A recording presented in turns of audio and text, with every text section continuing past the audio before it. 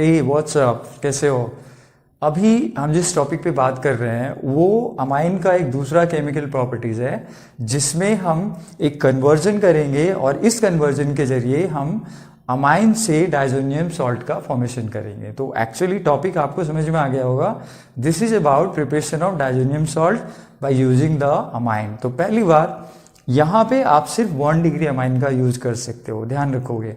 Diazonium salt का preparation सिर्फ 1 degree amine से होता है, चाहे वो बेंजीन वाला हो, एराइल वाला हो या अल्काइल वाला हो। अब बात करते हैं कि इस रिएक्शन के लिए हमें क्या करना होता है। तो सीधा इक्वेशन से देखते हैं। सबसे पहली चीज कि हमें सबसे पहली चीज हमें एक रिएजेंट प्रिपेयर करना होगा और वो रिएजेंट आता है NaNO2 प्लस HCl के रिएक्शन से और ये देता है HNO2। ये ध्यान रखो, एक बहुत ही सिंपल सा रिएक्शन है, HNO2 और साथ में बनेगा आपका NaCl। तो ये जो हमारा HNO2 है हम इसको क्या बोलते हैं? Nitrous acid. This is called your nitrous acid. तो हमें इसका फ्रेश सैंपल चाहिए। This should be always used as a fresh, right. तो फ्रेश कहाँ से आएगा? हमें रिएक्शन के दौरान लगातार ये चीज़ें प्रोवाइड करती रहनी होगी। अब देखते हैं कि इसका यूज कैसे होता है।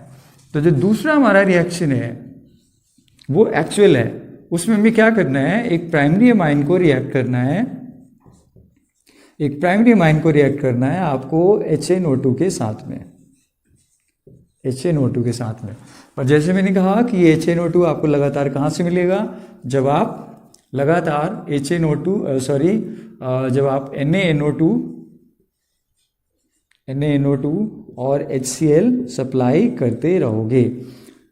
अब यहाँ पे क्या होगा, एक बात फिर से बताना चाहता हूँ कि मैं आपको बहुत डायरेक्ट वे में रिएक्शन बता रहा हूँ। इसका मैकेनिज्म अगले लेक्चर में आपको एक्सप्लेन करूँगा। तो अभी शायद आपको एग्जैक्टली नहीं पता चले कि डाइजोनियम सॉल्ट अचानक से कहाँ से आ गया, पर हम चूँकि डाइजोनियम सॉल्ट बना रहे हैं तो वो हम डायरेक्टली लिख रहे हैं। अगले लेक्चर में आपको इसका मैकेनिज्म समझाएंगे। सो जो हमारा प्रोडक्ट बनेगा वो ये होगा अल्काइल डाइजोनियम, डाइजोनियम मतलब N2 और साथ में क्या है? हैलाइड। ठीक है। अब इसमें होता क्या है वो थोड़ा सा कॉन्सेंट्रेट करके देखते हैं।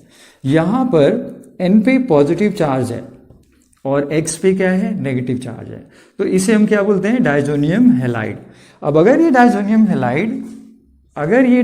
हैलाइड वाटर के कांटेक्ट में आता है, वाटर के कांटेक्ट में आता है, जैसे आपको पता है कि वाटर में 2 आयंस है, H+ और OH नेगेटिव। तो ये H जो है इस X को अपनी ओर खींचता है, ये प्रोटॉन इसको अपनी ओर खींचता है। तो सबसे पहला बाई प्रोडक्ट सामने आता है HX और दूसरा जो प्रोडक्ट सामने आता है वो आप ध्यान से अगर देखो तो N2 यहाँ पर एंट्रोपी को सपोर्ट करता है। तो एक्चुअली N2 यहाँ से बाहर आ जाएगा। तो दूसरी चीज जो बाहर आ रही है वो N2 है और तीसरा जो प्रोडक्ट बचेगा अल्काइल ग्रुप OH के साथ आकर एक अल्कोहल में कन्वर्ट हो जाएगा। तो अगर आप चाहते हो कि डाइजोनियम सॉल्ट बनाओ और आप यूज करो तो आपको वाटर से इसको रिएक्ट होने से रोकना पड़ेगा। लेकिन अगर वाटर के कांटेक्ट में आएगा तो क्या होगा ये मैंने आपको क्लियर कर दिया। चलो एक बार हम इसको एराइल एमाइन के साथ भी करके देखते हैं। तो जैसे आप जानते हो कि एराइल एमाइन हमारा ये है। सो आई एम जस्ट टेकिंग, ये है आपका एराइल एमाइन और मान लेते हैं कि यहाँ पर हमारा NH2 ग्रुप है। अब इसको आपको किससे रिएक्ट करना है? HNO2 के साथ।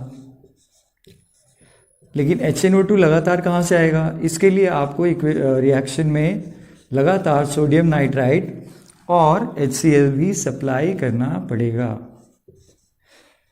फिर क्या होगा? डाइजोनियम सॉल्ट बनेगा। वो डाइजोनियम सॉल्ट का फॉर्मूला क्या होगा? यहाँ पे आप कॉन्सेंट्रेट करो, ये आपका बेंजीन है और ये है N2 और साथ में है X। अगेन इस पे पॉजिटिव चार्ज है, इस पे नेगेटिव चार्ज है। आप चाहो तो इसको ऐसे भी दिखा सकते हो। ये कहाँ से आएगा आपको मैकेनिज्म में बताऊंगा। पर अगर इसको आप दोबारा से वाटर के साथ रिएक्ट करवाते हो तो जैसा आपको पता है पहले इसमें जो आयंस है H, इसमें कौन से आयंस है? H+ और दूसरा आयन क्या है? OH negative. तो HX के साथ जाएगा और पहला जो बाई प्रोडक्ट आएगा वो है HX। दूसरा जो बाई प्रोडक्ट आएगा N2। अब N2 पे इंपॉर्टेंट फिर से ध्यान दो, क्योंकि नाइट्रोजन गैस एक लिविंग ग्रुप है और ये एंट्रोपी को सपोर्ट करता है, यानी रिएक्शन के स्पॉन्टेनिटी को बढ़ाता है, तो ये बॉन्ड टूटता है, इसीलिए ये नाइट्रोजन बाहर आ जाता है। तो N2 बाहर आ गया। अब बचा क्या, आपको बना बेंजीन और साथ में OH बचा, तो इस तरीके से फिनॉल बन जाएगा। तो इस तरीके से क्या बन गया, फिनॉल बन गया। तो ये है वो रिएक्शन जिसको मैं बहुत ही शॉर्ट में आपको समझाना चाहता था। उम्मीद करता हूँ आपको अच्छी तरह से क्लियर हो गया होगा। इसके मैकेनिज्म के लिए कल तक के लिए आप कल के लेक्चर के लिए वेट करो। आपसे thanks for watching, take care. और ये बहुत इंपॉर्टेंट है, प्रैक्टिस करो और मुझे कमेंट करके बताओ कि इससे रिलेटेड आप प्रॉब्लम रिजॉल्व कर पा रहे हो या नहीं। Take care.